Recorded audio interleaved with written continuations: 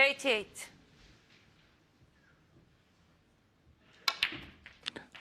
Ladies and gentlemen, far be it from me to tell you what to do, but at the end of 89. this guy deserves a standing ovation.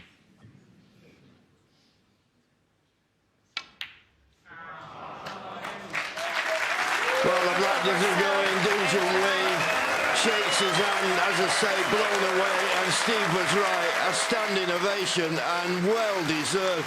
Luca Brecel, that was absolutely sensational. What a performance. And he leads after the first session of 8 by 7 frames to 1. Remarkable.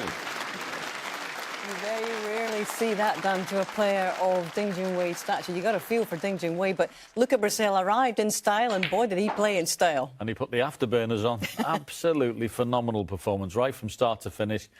I mean, it's amazing when someone plays that well. You do get all the little rubs and things. He's honestly, some of the shots he's pulled off, but he's just played with a freedom there, and that was a total peak performance from him. OK, we usually have about 10 contenders for shot of the championship. How many do you think he's already contributed? There's a few in this match, you're right. I mean, honestly, it was just some of them. Pick out your favourites, as Desi Lang used to say. I mean, the brown's just like ridiculous. I'm not rolling in behind the colour and snooking you, so you can have that one in the middle pocket.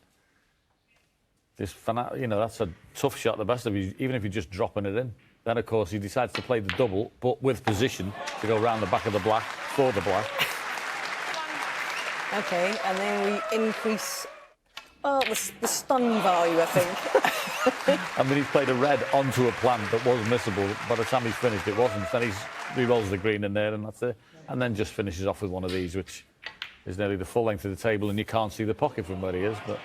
And it was all going. Oh, goodness me. Look, we remember at the Masters he had that Thunderbolt Brown, which was the shot of the championship back there. There's a few contenders in there. But generally speaking, I suppose half of the challenge now is to sustain that level.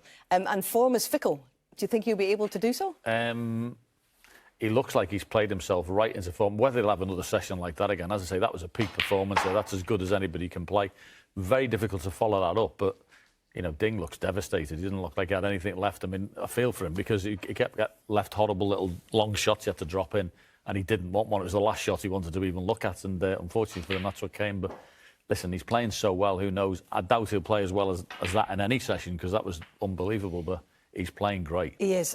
He's obviously inspired us this evening watching this. But how much will it have inspired him, and how much do you sense that it will start shaking those memories from a couple of years ago that he might just be in the kind of form to do it again? Yeah, and usually when he's got past the first round, he's usually won the tournament. That was the thing, wasn't it? I mean, he came here for 5 years, never won a match in 5 years, then wins his next 5 matches to become world champion, and then gets beat again first round. So who knows? It's you don't know he's going to go all the way, but I tell you, on that form, he'll give plenty of headaches to plenty of people. He sure will. OK, well, just warming up behind